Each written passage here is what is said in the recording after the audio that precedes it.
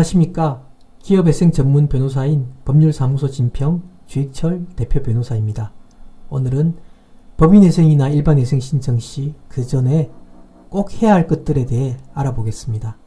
법인회생, 일반회생, 간이회생 등 회생 절차를 진행하기로 결정하였으면 다음과 같은 조치들을 반드시 해야만 합니다. 첫째, 채무를 연체시키세요. 간혹 부도가 나면 안 된다고 생각하는 채무자들이 있는데 어차피 회생 신청을 하게 되면 지급 정지가 될 테고 원리금은 회생 채권에 모두 포함될 것이기에 회생 신청 전 채무를 연체시킴으로써 현금 확보를 해두는 것이 좋습니다.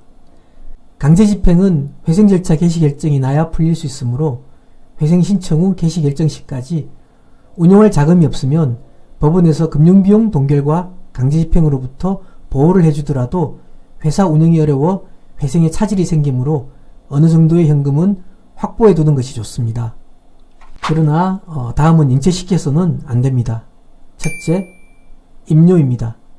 2지 이상 임료가 연체되면 회생 인가를 받더라도 임대차 계약을 해지당하여 사업을 계속할 수 없게 되므로 임료는 회생 신청 전에 연체를 하여서는 안됩니다. 둘째, 전기료입니다.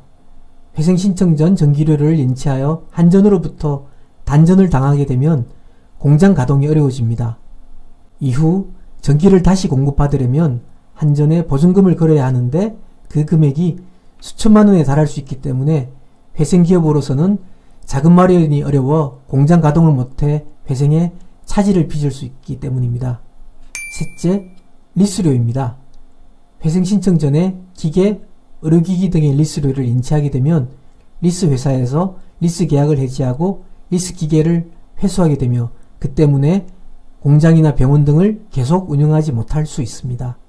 현재 법원의 실무는 금융리스의 경우 회생담보권으로 취급하기 때문에 회생 신청 전에 해지 사유가 발생하지 않는다면 이후에는 리스 회사에서는 담보물인 리스 기계를 회수하지 못하게 됩니다.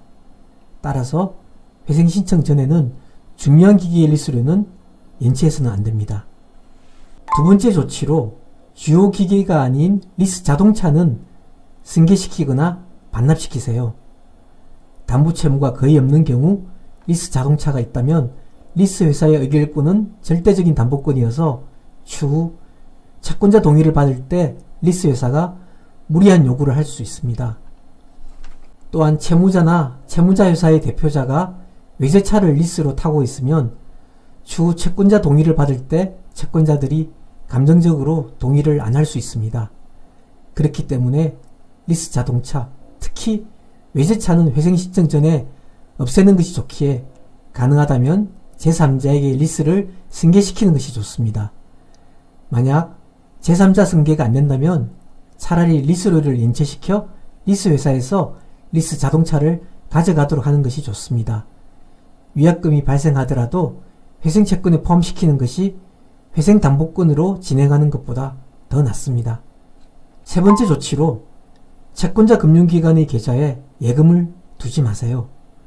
은행 계좌는 가능하다면 압류가 들어오기 힘든 새마을금고, 저축은행, 신협 등의 지점을 사용하는 것이 좋고 가급적 시중의 메이저 은행 계좌는 압류의 가능성이 크므로 사용하지 않는 것이 좋습니다. 또한 채권자로 되어 있는 금융기관의 계좌에는 절대로 예금을 두어서는 안됩니다. 압류의 경우에는 개시 결정이 나면 풀 수가 있지만 채권자 금융기관의 계좌에 있는 돈은 채권자 금융기관이 지급을 보류하고서 상계를 할 수가 있습니다. 상계는 개시 결정 시까지가 아닌 채권 신고기간 만료 전까지도 가능하므로 큰 손해를 볼 수가 있습니다. 특히 은행 명칭과 신용카드 명칭이 같은 경우 별도의 회사가 아닐 수 있으므로 예를 들면 농협은행과 농협카드 이런 경우겠죠. 채권자가 신용카드 회사라고 해서 같은 명칭의 은행 계좌에 예금을 두고 있으면 나중에 큰 낭패를 볼 수가 있으니 채권자 명칭과 무관한 금융기관으로 예금을 옮기는 것이 좋습니다. 네 번째 조치로 가급적 채권자 신용카드 회사의 카드로는 결제를 받지 마세요. 신용카드 회사가 채권자의 경우 고객으로부터 해당 신용카드로 결제를 받으면 결제 대금이 상계될 수 있기에 가급적 채권자 신용카드 회사의 신용카드는 결제받지 않는 것이 좋습니다. 그 외에도 잡다하지만 꼭 지켜야 할 것들이 많이 있는데 일부 법무법인, 법률사무소, 특히 사무장이 주도적으로 진행하는 사무실에서는 잘 알려주지 않고서 회생 절차를 진행하는 경우들이 있으니 꼭 유의하셔야 손해를 줄일 수 있을 것입니다. 그럼 다음에 더 유익한 정보로 뵙겠습니다. 감사합니다.